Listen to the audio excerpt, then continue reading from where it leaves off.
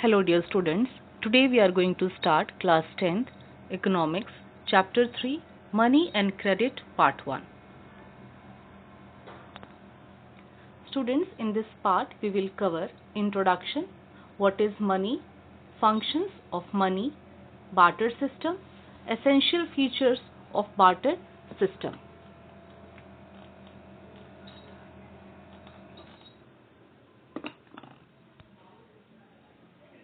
Money and credit.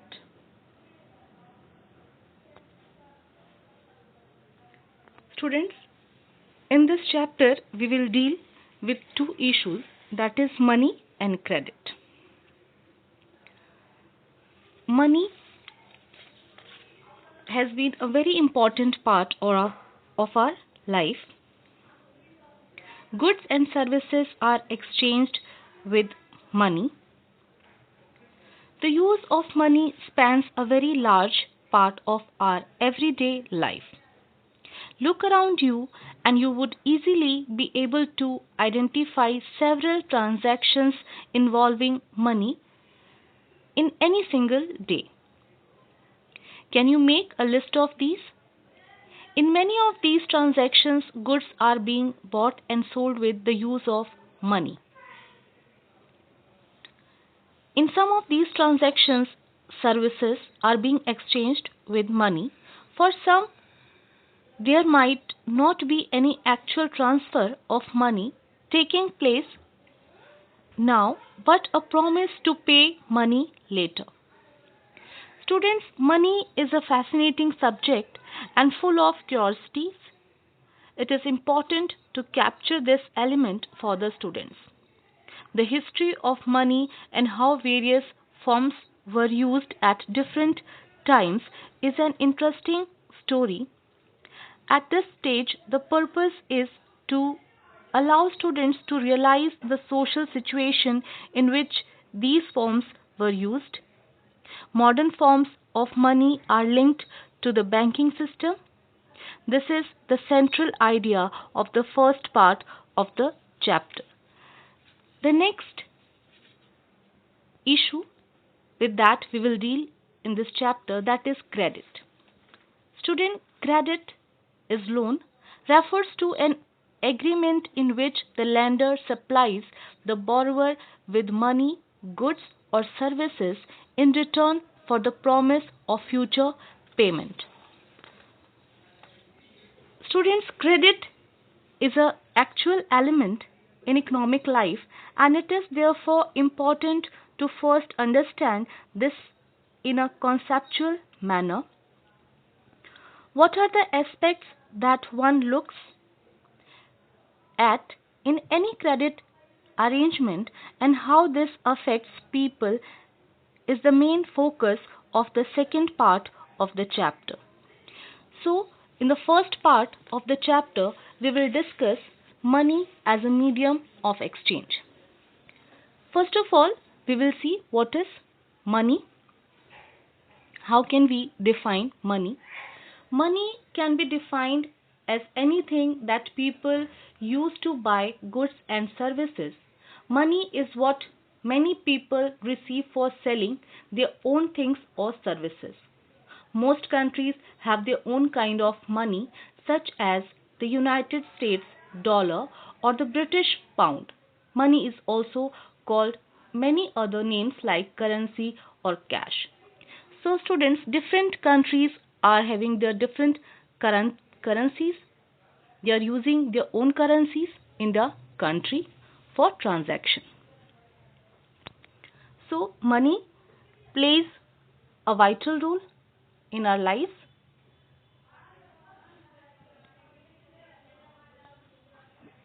Let us see the functions of money.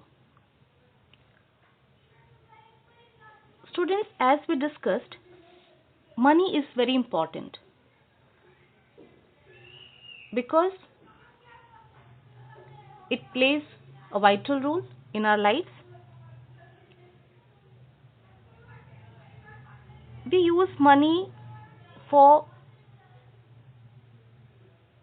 selling and buying goods and services. Let us discuss some of the major functions of money. Money plays a role as a medium of exchange, unit of account, store of value, standard of deferred payments. Students, money as a medium of exchange means that it can be used to make payments for all transactions of goods and services. It is the most essential function of money. Money has the quality of general acceptability, so all exchanges take place in terms of money. This function has removed the major difficulty of lack of double coincidence of wants and inconveniences associated with barter system. Students, we will discuss more about the barter system, but little bit I want to tell you what was double coincidence of wants. In that, what a person desires to sell is exactly what the other wishes to buy. That was based on the exchange of commodities. Commodities were exchanged in the market activities because there was no money at that time. People were using their own products, their commodities to exchange. They were exchanging it to each other, whatever they required, because they were not having money. Currency was not there. Use of money allows purchase and sale to be conducted independently of one another. Money has no power to satisfy human wants, but it commands power to purchase those things which have utility to satisfy human wants. The next function is unit of account. Money as measure of value means that money works as a common denomination in which value of all goods and services are expressed. By reducing the value of goods and services to a small unit, that is price, it becomes very easy to find out the exchange ratio between them and comparing their prices. Students, as with the help of money, we can exchange goods and services. We can compare the prices. Earlier it was not. We can fix the price. We can make the value, accurate value of the product. We can compare the prices. This function facilitates maintenance of business accounts. Money helps in calculating relative price of goods and services. Earlier it was not accurate to make the value of the product, what will be the exact price of the product. It was not decided actually. So it was very difficult to tell the actual price of the commodity. But now we can make a tag, we can use the value of the product. Due to this reason, it is regarded as unit of account because money helps in calculating relative price of goods and services. For example, rupee is the unit of account in India, pound is in England. So in this way, it plays the function of unit of account. We can say the standard of value. It also plays the role for store of value. Money as a store of value means that money can be used to transfer purchasing power from present to future Money is a way to store wealth. Earlier it was very difficult to store the wealth because people, they were using food grains, cattle, land, jewelry as their money. They were using those things as we are using money. They were exchanging these commodities to the commodities they required. Although wealth can be stored in other forms also, but money is the most economical and convenient way as to store cattle, jewelry, land, food grains. It was not so easy as easily we are storing the money nowadays. Money provides security to individuals to meet contingencies, unpredictable emergencies, and to pay future debts. We can store money and we can use that money at the time of need because it is not perishable. Under barter system, it was difficult to use goods as a store of wealth due to perishable nature. Perishable nature that that was causing the destroy or spoiling of some goods and high cost of storage. Students, the next function of money is standard of deferred payments. Money as a standard of deferred payments means that money acts as a standard for payments which are to be made in future. Every day, millions of transactions take place in which payments are not made immediately. We want to do the payment after some time. With the money, this facility is there nowadays. Money encourages such transactions and helps in capital formation and economic development of the economy. Money as a standard of deferred payments has simplified the borrowing and lending operations. It has led to the creations of financial institutions, that is banks. Banks are using that money for the development. They are releasing the loans on the savings, they are giving interest to the people. So in the development of the nation, money plays a vital role. Banks are also playing a vital role in the development of the country.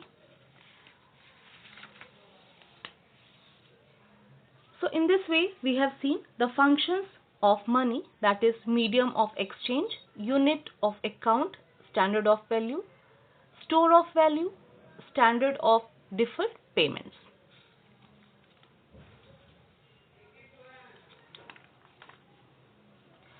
Students, have you ever wondered why transactions are made in money? The reason is simple. A person holding money can easily exchange it for any commodity or service that he or she might want.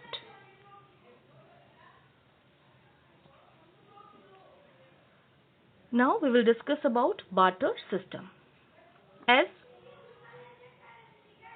we were talking about that why transactions are made in money. The reason we discussed is simple. A person holding money can easily exchange it for any commodity or service that he or she might want. Students, with the help of money, we can exchange any commodity. We can take any commodity, we can take any goods and services. Easily we can exchange goods and services with the help of money nowadays. Because today we are having the facility of money. But this was not in earlier times. So can you imagine how the transactions were taking place? Without the use of money, how the market activities were taking place? The people, they were using barter system for the market activities. Without the use of money, they were doing the market activities. How they were doing? Let us discuss. In barter system, students, take the case of a shoe manufacturer. He wants to sell shoes in the market and buy wheat. The shoe manufacturer will first exchange shoes that he has produced for money and then exchange the money for wheat. It is easy. If shoe manufacturer will sell the shoes, he will get money, and with the help of that money he can purchase other commodities, whatever he required. Imagine how much more difficult it would be if the shoe manufacturer had to directly exchange shoes for wheat without the use of money. He would have to look for a wheat growing farmer who not only wants to sell wheat but also wants to buy the shoes in exchange. So it will be very difficult to search a person who is in the need of his commodity and exchange the commodity. So this kind of system was known as barter system, in that both parties have to agree to sell and buy each other's commodity. Barter system is an old method of exchange. This system has been used for centuries and long before money was invented. When goods are directly exchanged for goods and there is no use of money, it is called barter system. So in this system, money was not used, only commodities were changed. It was exchanged with each other. It was based on commodity to commodity system. Only commodities were exchanged with other commodities. There was no use of money in barter system.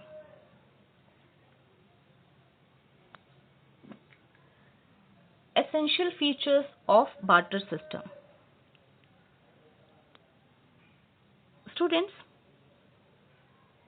barter system, as little bit we discussed, that it was based on double coincidence of wants. In that,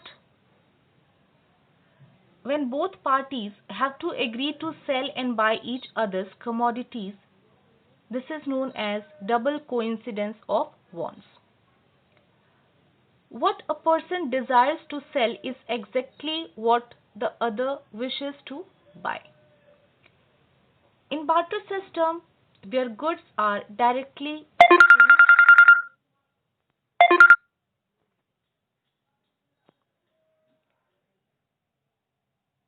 without the use of money, double coincidence of wants is an essential feature. Students, once again we will discuss. When both parties have to agree to sell and buy each other's commodities, this is known as double coincidence of wants. What a person desires to sell is exactly what the other wishes to buy. In a barter system where goods are directly exchanged without the use of money, double coincidence of wants is an essential feature. Students, for this we have seen the example of shoe manufacturer and wheat seller. In that they both wanted to exchange each other's commodity. But it was not so easy, because in this the both parties should be agreed to exchange each other's commodity. And in this What a person desires to sell is exactly what the other wishes to buy. If a person wants to buy wheat, so wheat seller should be in the need of shoe, and coincidentally they will ready to exchange each other's commodity. They have to search a person who should be in the need of the particular commodity. So it was not a convenient system for the people. Many drawbacks were there in this barter system, but people, they were not having other options, so they were using this system for the market activities.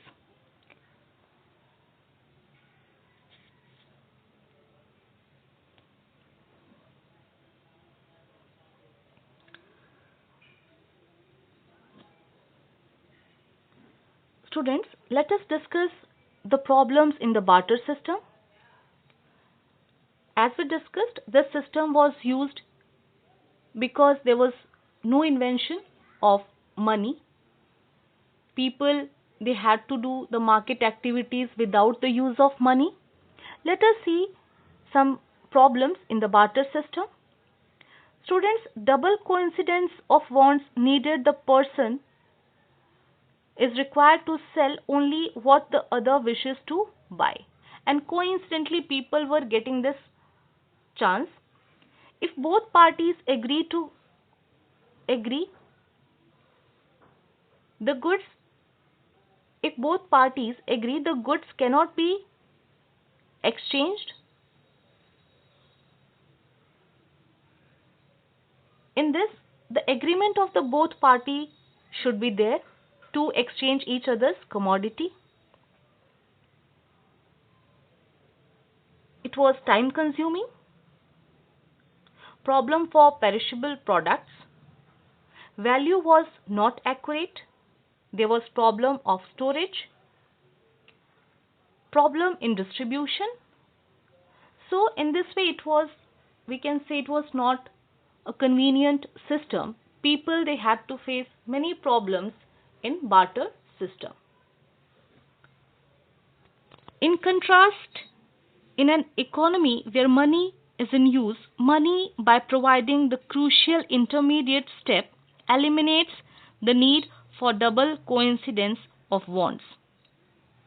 It is no longer necessary for the shoe manufacturer to look for a farmer who will buy his shoes and at the same time sell him wheat. All he has to do is find a buyer for his shoes. Once he has exchanged his shoes for money, he can purchase wheat or any other commodity in the market. Since money acts as an intermediate in the exchange process, it is called a medium of exchange. So, today, money eliminates the problem of double coincidence of wants. With the help of money, we can purchase any goods, we can take any service, so it is convenient. In the last, students, test your progress. Why are transactions made in money? How is money beneficial in transactions? What is double coincidence of wants? State 3 disadvantages of the barter system. So students, try to answer these questions as we discussed about the money, about the barter system. I hope it will be easy for you to give answers of these questions.